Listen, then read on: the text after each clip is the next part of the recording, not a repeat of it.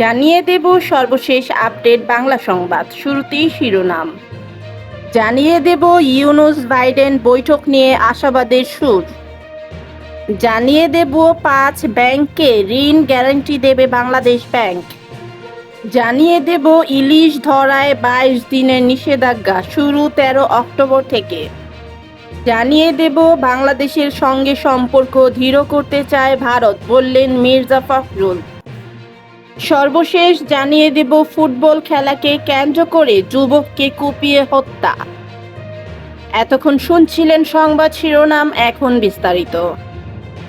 ইউনূস বাইডেনের বৈঠক নিয়ে আশাবাদের সুর।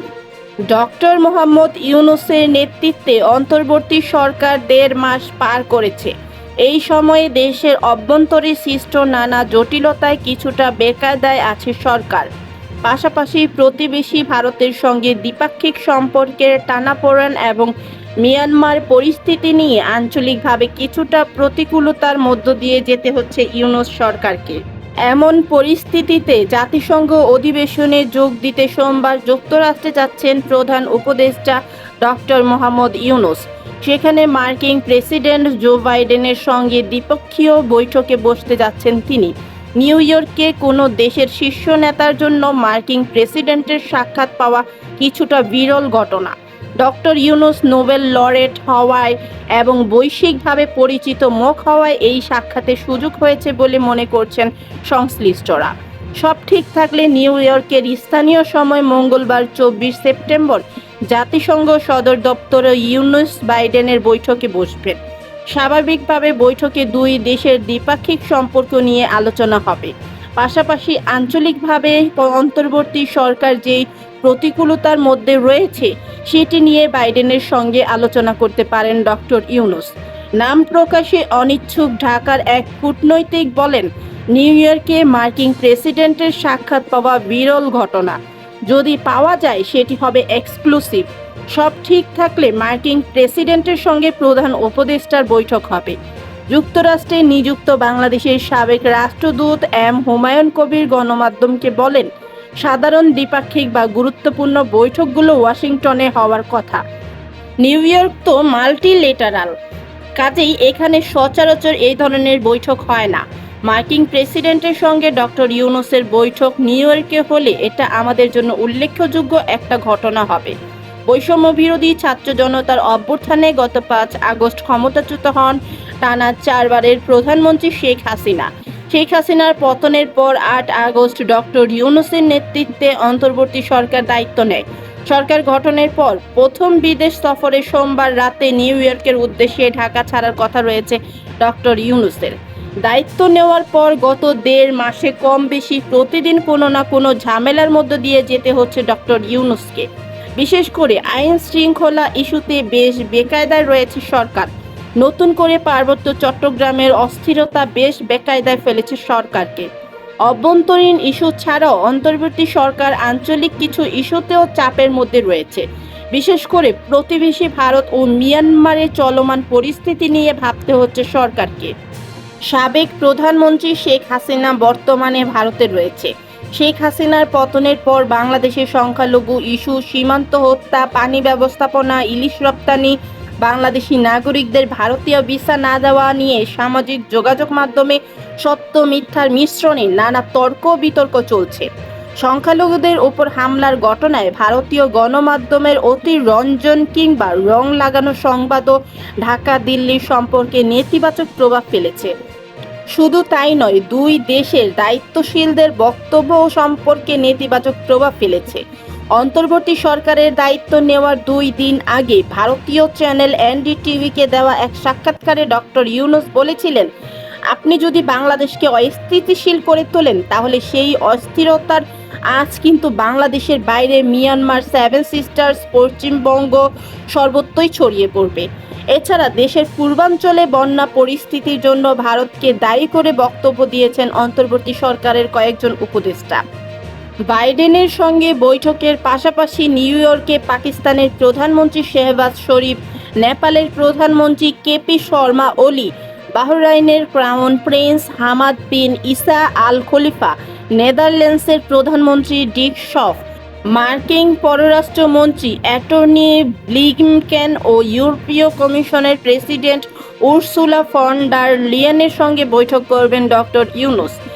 এছাড়া জাতিসংঘের মহাসচিব অন্তোনিও গুতেরস, জাতিসংঘের মানবাধিকার বিষয়ক হাই কমিশনার ফলকার টুর্ক, বিশ্বব্যাংকের প্রেসিডেন্ট অজয় বাঙ্গা, আন্তর্জাতিক অপরাধ আদালতের আইসিসি প্রধান কৌশলী করিম খান, যুক্তরাষ্ট্র সরকারের আন্তর্জাতিক উন্নয়ন সংস্থার পরিচালক সামান্তা পাওয়ার, জাতিসংঘের শরণার্থী বিষয়ক হাই কমিশনার ফিলিপ্পো গ্র্যান্ডি এবং আন্তর্জাতিক মুদ্রা তহবিলের ব্যবস্থাপনা পরিচালক ক্রিস্টালিনা জর্জিয়েভা বাংলাদেশের অন্তর্বর্তী সরকারের প্রধান উপদেষ্টার সঙ্গে সাক্ষাৎ করবেন।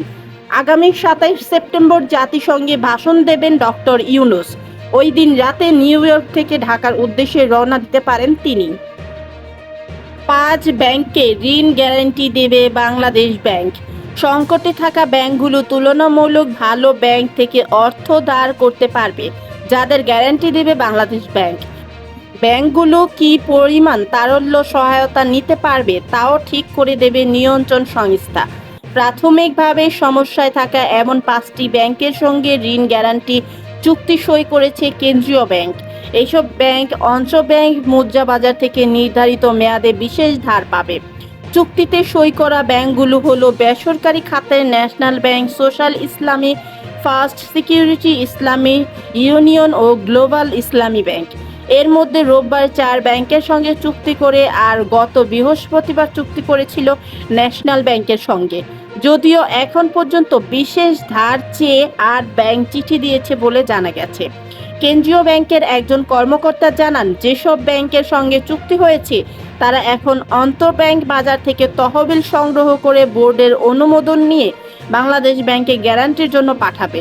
এরপর কেন্দ্রীয় ব্যাংক গ্যারান্টির আওতায় কোন ব্যাংক কত টাকা নিতে পারবে তা বিবেচনা করে অনুমতি দেবে।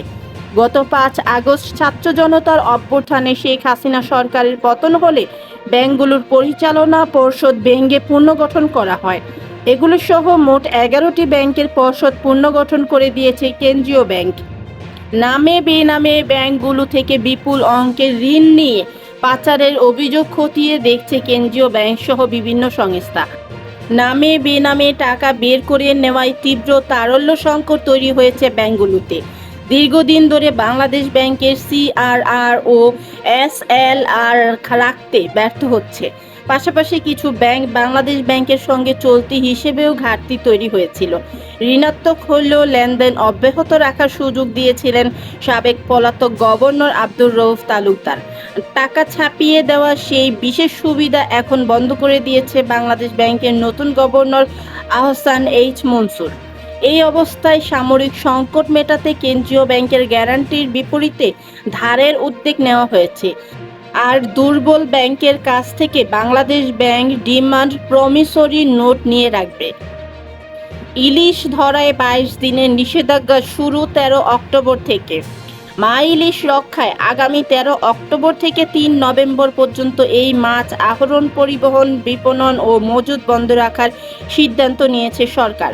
রোববার সচিবালয়ে এক সভায় এই তথ্য জানান মৎস্য ও প্রাণী সম্পদ মন্ত্রণালয়ের উপদেষ্টা ফরিদা আক্তার। মৎস্য ও প্রাণী সম্পদ উপদেষ্টা জানান, বাংলাদেশে ইলিশ মাছ অত্যন্ত গুরুত্বপূর্ণ। এই মাছ রক্ষায় বৈজ্ঞানিকভাবে নিষেধাজ্ঞার দিন নির্ধারণ করা হয়। পূর্ণিমা ও অমাবস্যার সঙ্গে মিল রেখে বিশেষজ্ঞদের ১৩ অক্টোবর থেকে ৩ নভেম্বর পর্যন্ত নিষেধাজ্ঞা প্রস্তাবে বৈঠকে উপস্থিত সবাই একমত হন। এই নিষেধাজ্ঞা কার্যকর নৌবাহিনী, কোস্টগার্ড, বিজিবি, র্যাব সহ সব আইন শৃঙ্খলা রক্ষাকারী বাহিনীর নজর রাখবেন যেন কেউ ইলিশ আহরণ, সংরক্ষণ, পরিবহন ও বিপণন করতে না পারে। নদী ভরাট ও দখল হওয়া ইলিশ সাগর থেকে আসতে পারছে না জানিয়ে তিনি নদী রক্ষায় সবাইকে এগিয়ে আসার আহ্বান জানান। ওই সভায় উপস্থিত জাতীয় মৎস্যজীবী সমিতির মহাসচিব ইকবাল মাতুব্বর বলেন, আগের বছরগুলিতে নিষেধাজ্ঞার কার্যকারিতা নিয়ে নানা আলোচনা সমালোচনার বিষয়টি সভায় তুলে ধরা হয়। পরে উপদেষ্টা এই বছর কঠোরভাবে নিষেধাজ্ঞা কার্যকরের কথা জানান। বরিশালের মেহেন্দিগঞ্জ ও হিজলা উপজেলা এবং শরীয়তপুর ও চাঁদপুর জেলায় গেছে প্রবাহিত মেঘনাকে এই ক্ষেত্রে গুরুত্বপূর্ণ হিসেবে বিবেচনায় নেওয়া হয়েছে।